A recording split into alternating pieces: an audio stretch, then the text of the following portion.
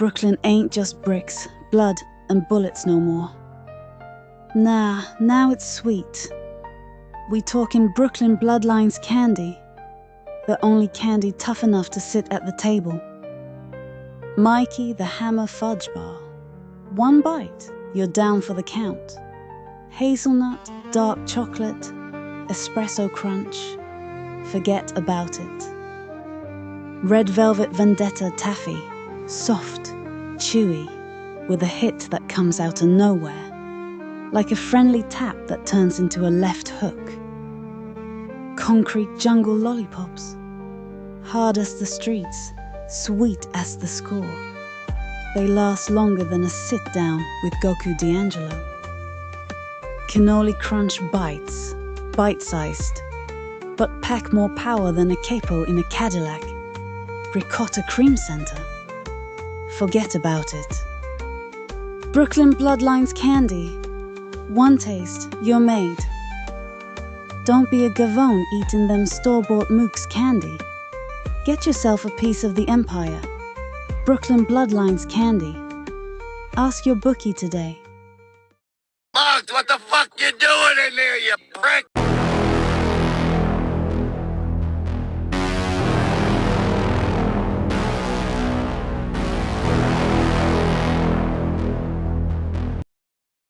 Viewer discretion is advised.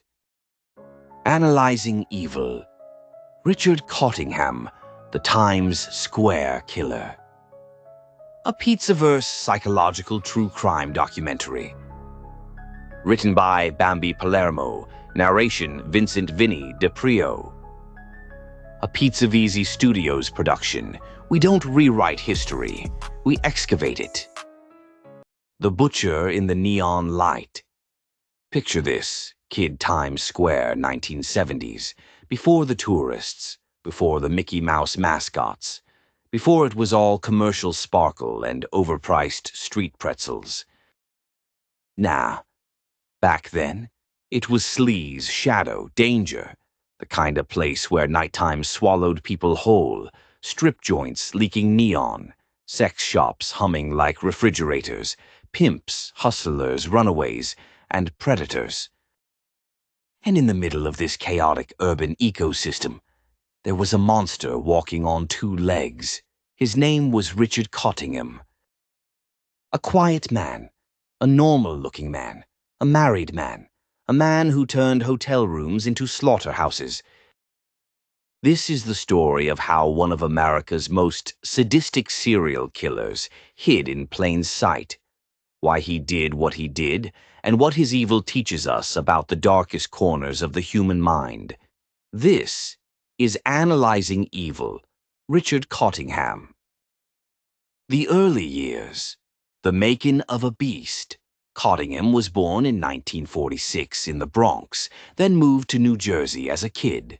Middle-class home, working father, stay-at-home mother, Catholic upbringing, brothers, structure, stability. So right off the bat, this ain't your typical serial killer origin story. No abusive father cracking him across the head every night. No alcoholic mother leaving bruises. No starvation. No neglect. No, my life was hell, so I made others suffer.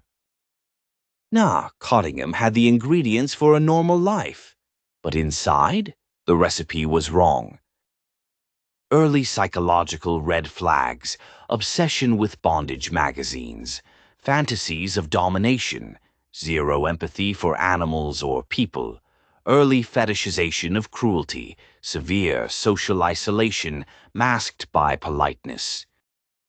Psychologists later diagnosed Cottingham with sexual sadism disorder, psychopathy, compulsive paraphilic behavior, deep-rooted control, fixations.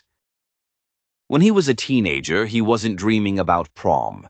He was fantasizing about tying a girl down and controlling every breath she took. He never wanted partners. He wanted property, and that mindset, it never left him. The perfect mask. The man no one suspected. Cottingham gets married, gets a job, works as a computer operator, steady, boring, dependable. He lived in Lodi, New Jersey. Neighbors said he was quiet, polite, no trouble. He was the kind of guy you walk past in ShopRite and forget instantly. And that is exactly how evil survives. Why his double life worked: 1. He targeted vulnerable victims, sex workers, runaways, nightclub girls. 2. He spread his crimes across jurisdictions: NYPD, Port Authority, Jersey cops. No coordination. 3.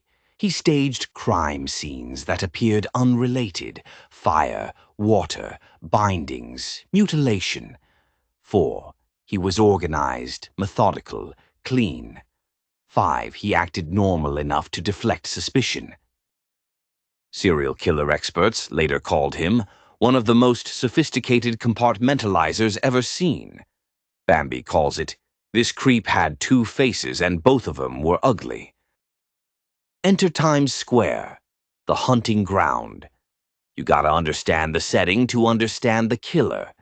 Times Square in the 70s was a buffet for predators.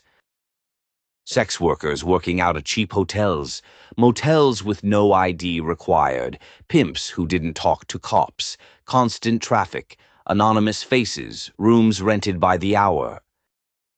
Cottingham didn't just hunt here, he thrived here. He stalked, observed, tested. He became a ghost slipping room to room. His night world included the Travel Inn, Hotel Seville, the Quality Inn, Times Square, Motor Hotel, Midtown Peep, shows, porn theaters. To Cottingham, Times Square wasn't a city, it was a menu. The sadistic signature, the torture. Let's be blunt, kids. Cottingham didn't kill fast. He wasn't about efficiency. He wasn't about robbery. He wasn't solving grudges. He was creating suffering. His victims were bound, gagged, beaten, burned, tortured for hours. In several cases, he cut off breast, decapitated, mutilated genitalia, set bodies on fire to erase identity. These weren't acts of rage. They were rituals. Psychological meaning: his brutality wasn't chaotic. It was deliberate. Cottingham was performing domination fantasies, power rituals, identity erasure of victims, objectification through dismemberment. Cutting off a victim's head or breasts wasn't for fun. It was symbolic. It was control taken to the absolute extreme, the God complex of a psychopath. The fire of Hell's Kitchen. In December 1979, 2 female bodies were found in the Hotel Seville. Their heads, gone. Their hands, gone. Their breasts, removed. Their torsos, burned to charcoal. The fire alarm was the only reason they were discovered at all. This crime stunned even veteran detectives. The level of mutilation was beyond anything common at the time. One investigator said, "We didn't think a human could do this." But Cottingham wasn't human, not inside. This case gave birth to the nickname, the Torso Killer.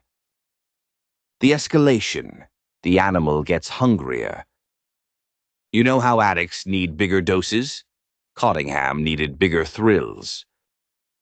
His kills became more brutal, happened closer together, grew more elaborate, showed more staging. Psychologists call this compulsive escalatory reward spiral. I call it, the freak was chasing a high only hell could give him. Cottingham wasn't satisfied anymore. He wanted each kill to surpass the last. This is why serial killers like him become inevitable explosions. You don't catch them because they slow down. You catch them because they get reckless. The one who got away, The Survivor. In May 1980, Cottingham abducted a woman from a motel bar, drugged her, tied her up, and began torturing her at the Hasbrook Heights Quality Inn. But the woman fought hard. She screamed. She kicked. She made noise. And noise, that's death to a predator. Hotel staff heard. They called police. Cops arrived and found Cottingham still in the room, sweating and panicked. This wasn't hero cops catching him after years of legwork. This wasn't some master detective connecting clues. Cottingham didn't slip. He fell. His own arrogance caught up with him. The trials. The mask crumbles. Cottingham tried, crying, lying, faking mental illness, blaming porn addiction, claiming multiple personalities, insisting police framed him. The court didn't buy an ounce of it. His personality in court revealed narcissism, entitlement, manipulative tendencies, zero remorse, zero empathy, a craving for attention, a desperation to stay in control. Even during the trials, he enjoyed describing his crimes. He didn't confess out of guilt. He confessed because it gave him power.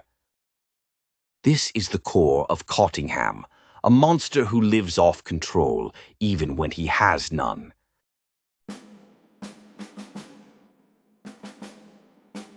Some men sail for freedom. He sails for justice, and maybe a little petty revenge.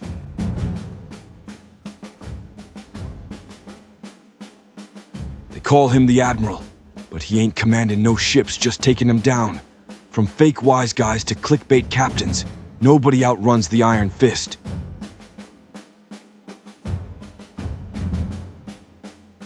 He don't play politics. He declares war. He's been banned more times than a Jersey driver in Manhattan, and still comes back like low tide meaner and saltier than before. Admiral Impeach, Iron Fist Reserve.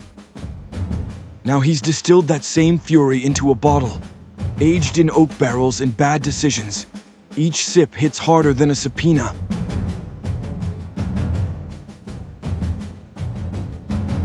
Justice ain't blind. She's just ducking me. One shot'll make you brave. Two'll make you bulletproof. 3, you'll start a YouTube war from your couch. Tagline on screen: Admiral Impeach, Iron Fist Reserve. Distilled for legends, bottled for revenge.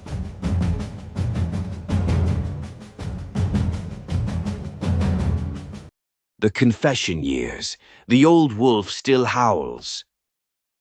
From prison, Cottingham's story didn't end. Journalists, detectives, and cold case units began visiting him. And you know what he realized? He still had leverage. He started confessing drop by drop, crime by crime, in exchange for attention, privileges, or psychological games. He confessed to murders in the 60s, murders in the 70s, murders in Jersey, murders in New York, possibly murders in Canada. Experts believe he may be linked to 8,100 victims.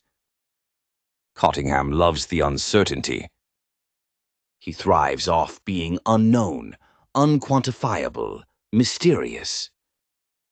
Because mystery equals control. Even behind bars, he's still playing his game. Psychological profile: what makes pure evil? 1. Psychopathy: no empathy, no guilt, charming when needed, manipulative, calculating. He wasn't out of control. He was in full control, savoring every second. 2. Sexual sadism disorder: pain wasn't part of the crime. Pain was the point.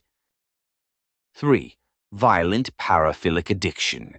He needed torture like a junkie needs a fix. 4. Compartmentalize a teen.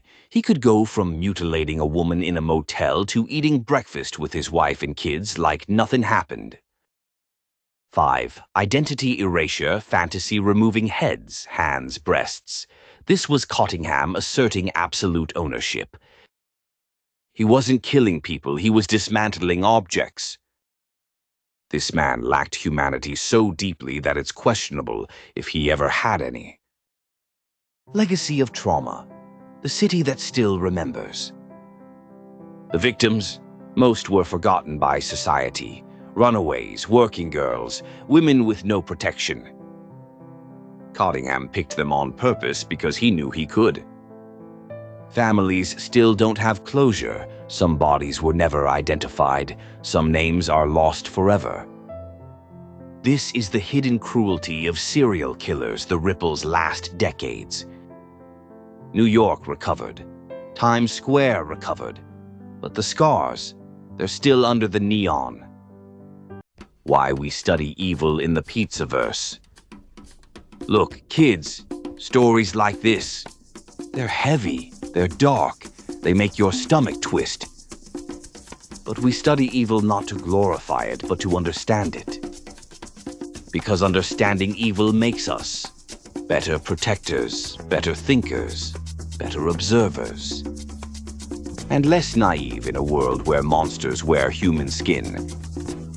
And here in the Pizzaverse, we don't sugarcoat, we don't sanitize, we don't look away.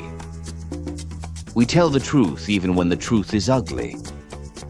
If you're watching this as a full documentary on Bambi's channel, do your part, paisan. Hit like you're slamming Cottingham's cell door shut. Subscribe so you don't miss the next dive into darkness. Drop a comment so the algorithm knows you're one of the real ones. Share the doc so more people can understand how dangerous evil can be. This is the Pizzaverse. We don't miss. We don't flinch. We face the monsters together. Thanks for watching.